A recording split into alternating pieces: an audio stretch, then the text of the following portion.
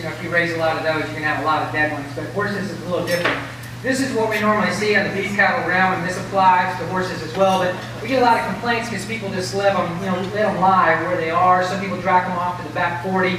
In our case, the back 40 is the front end of a subdivision. We've also got people throwing them in sinkholes, so on and so forth. But when I talk about managing mortalities from the standpoint of composting, immediately, I mean, people get these misconceptions in their head about what that means. You know, first, people get really offended because, you know, you anthropomorphize horses, you know, they're like part of your family, and you know their birth dates and so on and so forth. But back when we had rendering, I mean, where do you suppose that animal went? I mean, he didn't go out on some bluff overlooking the river with daffodils and stuff. I mean, they took him to a rendering plant. So now, I mean, it's very expensive to get rid of an animal. We're looking at some places around in this area paying as much as $180 to have a horse hauled away. So on the composting part, on these misconceptions people think about, I mean, they just go, look, I don't want to deal with the smell. I don't want to have vultures and coyotes and the neighbor's dog coming on my farm. I don't know how much time this takes or how much space. I mean, what's the deal? So these are just some of the things that come up with. And then I got this water quality issue and diseases. Because on the cattle realm, I mean, I got people asking me, look, if I have a cow or an animal die of some pathogen, and then I compost it like you say, into this mulch pile, and then I take this mulch pile and I distribute it across my farm, did I just inoculate my entire farm with that disease, and am I going to lose all my other animals? Well, the answer is no. And it's no for several reasons. Number one, you got bacteria in there that basically take down these pathogens. And the other thing is we're generating some significant temperatures, and that also does, you know, remediation of these bacteria as well. So this is what you see when you compost dead animals. It's just a static pile of mulch. It's just sitting there, okay? That's all you see. So, is it offensive? You know, you're going to have these bad smells off of it? No. We've had hundreds of people come out to our farm to look at our composting demonstration site, and they, you know, they get up close and personal.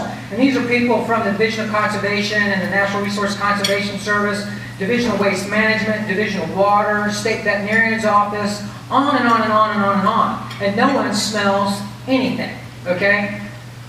So, this is what goes on. There's a critter in there, and that's a critter under a compost pile. Now, when an animal dies, like that cow right there, what happens is she starts breaking down from the inside out. She immediately essentially starts rotting on the inside. Now, since there's no oxygen on the inside of that carcass, it's what we call anaerobic decomposition, and that is why it smells so bad, okay? Well, the same thing's going on here. You take this animal and you put it in this compost pile, and it's also generating these gases. But the thing is you've got billions and billions and billions of bacteria. This is the best shot of bacteria I could get off the web, right here, okay? So you got these billions of bacteria, and then essentially that is just in a handful, literally a handful of this waste product, of this wood product that you're using.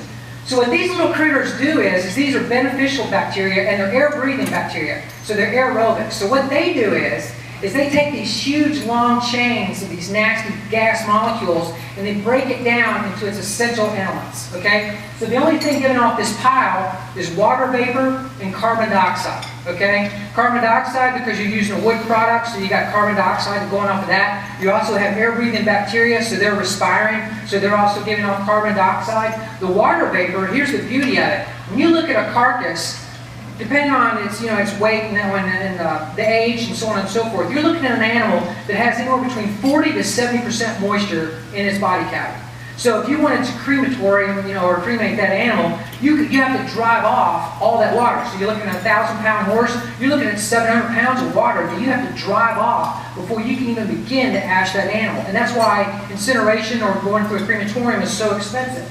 But these bugs, basically, with their heat, the generating that they do, they basically drive that off. So, that handles all that piles of smells and everything, because it's really passive. Now, how much money, time, workspace, and all this other kind of stuff? What does it take? Well, basically, it takes a carbon source. We're talking about wood. Wood shavings, sawdust, wood chips. You can get anywhere. I got a picture of the Western Kentucky Parkway up there. That was a couple years ago. There was, with the ice storm damage that we had, they basically closed down the parkway. They chipped up all that wood and put it in the right-of-ways, and for a $5 tipping fee, you could haul off as much as you want. But that was years ago, and that's in the Western Kentucky Parkway. right now in this area, you got the Big Beaver Tree Service and the Lexington Tree Service and all these other residential tree services that are chipping up wood debris from residential outfits. You also have companies that do power lines, utility lines, to basically clean out those trees and stuff, so we don't lose power during a summer storm, winter storm, ice storm, thunderstorm, whatever. And so they're cleaning out those trees, and they want to drop that stuff off someplace without paying a tipping fee. So you can just basically set up an orange cone somewhere on your farm and say, hey, drop this material off until I tell you to stop. And it's free. And then you use that material to basically bury a dead animal up above ground. This is a pile of utility line waste that we've got on our farm. That's not, smoke. It's not burning out of the top of that. That's steam. It's already composting and generating heat, and that's basically dropping off some heat and moisture off of that. So what you do is essentially you build a bed. That's what we call it. And we're talking about, I used to say it was a 2-foot thick bed, but some people's idea of 2 feet and mine are different.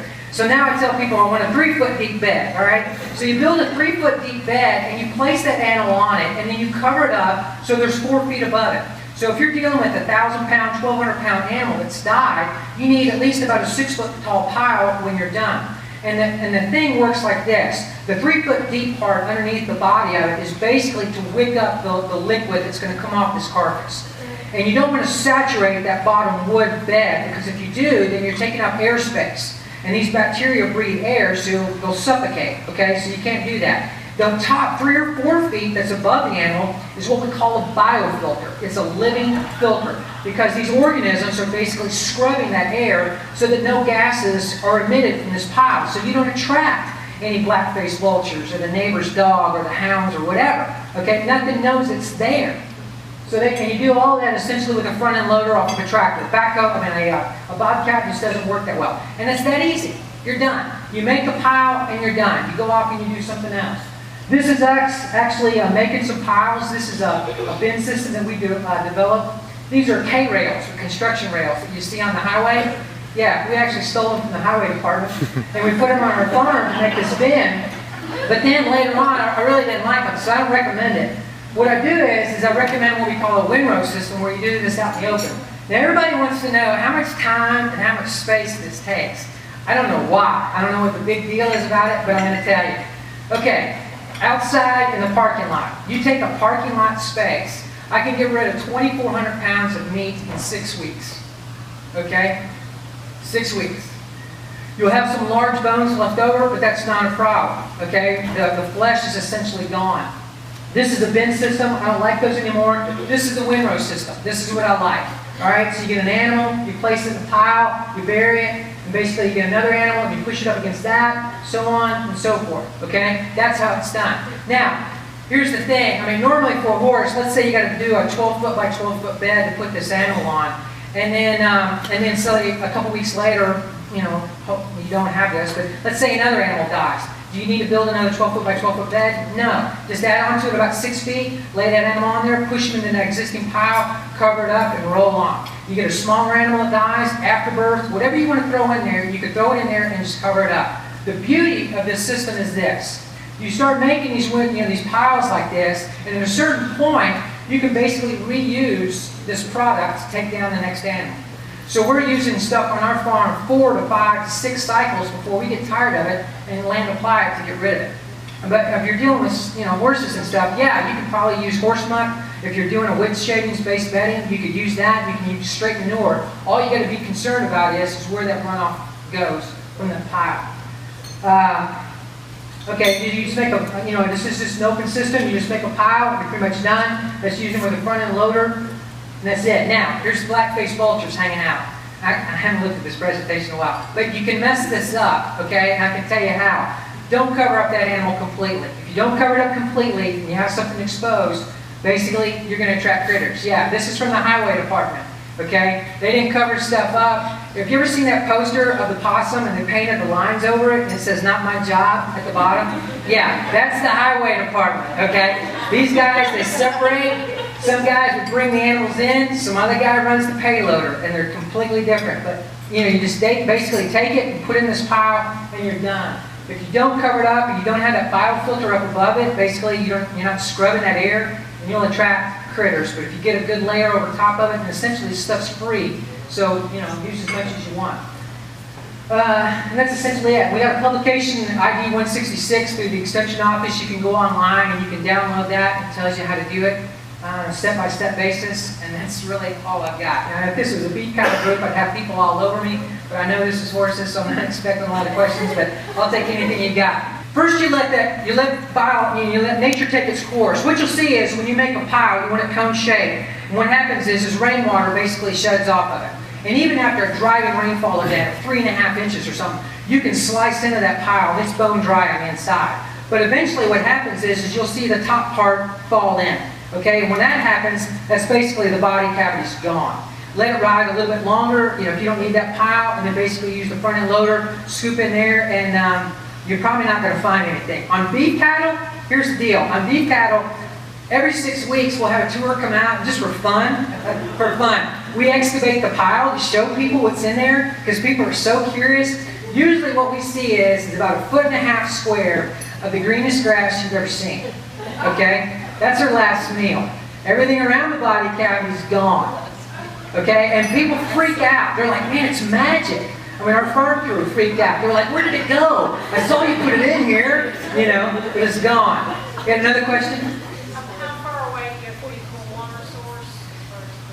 What you got to do is you got to use common sense, which now in being in education and outreach, I know that's not common, but you don't want to be in a floodplain. You don't want to do this in a sinkhole. You don't want to do it next to your neighbor's house, your house, over a well, that kind of thing. What you want to do is you want to pick what I call a summit position. It's any position or any site that you would put a building on. Okay? Can you do this on the ground? Sure can. You can do this on grass because you're not going to have that many losses. You do it on grass, you make a pile, it's done. You can do whatever you want with it. Okay? So yeah, just use common sense as far as where you place it. If you cover it up well, no one's ever going to know it's in there. In the back. What kind of an issue are you seeing with animals who've been euthanized with a barbiturate overdose? Correct. Okay, so on the barbiturate stuff, Texas A&M did this one study. There's only one study out there. It's negligible. And I can't even remember, I mean, there's tons of veterinarians in here, but sodium phenobarbital is actually used in smaller doses to treat, I don't know, what is it? What do I have? ADD? I don't know. Something like that, okay? So, you know, it's not really that bad, and you're using bacteria. Bacteria can break down a lot of this stuff, okay? But Texas A&M said it was a moot point, non-issue. Okay? Anything else? You good? You believe me? It works. I swear it works. I've done this a lot. Yes? Just to verify, we asked the Judge Executive for Washington County if they implemented this to address the livestock removal problems in Washington County, and they were amazed how quick it worked, and there was no odor. Correct. Beautifully. Yeah. Jed Settles came out to our farm, and they had their council, government, try to decide whether or not to do this. And they were in a van, and when they came out to the farm, and they couldn't believe it. I mean, they were really shocked, and they used that word magic and stuff. Then they hopped back in the van, and they had a quorum, and they voted on the way back to Washington County to adopt this as a project. So, and it's worked out really well for Judge. Yeah, yeah. Yes, ma'am. In Madison County, we have a dead stock removal program. Is that basically what they're doing?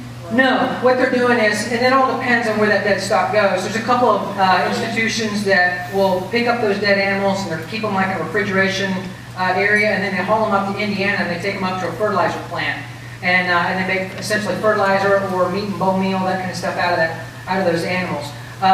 EKU actually set up a composting operation on their farm to basically do the farm animals that they have that die.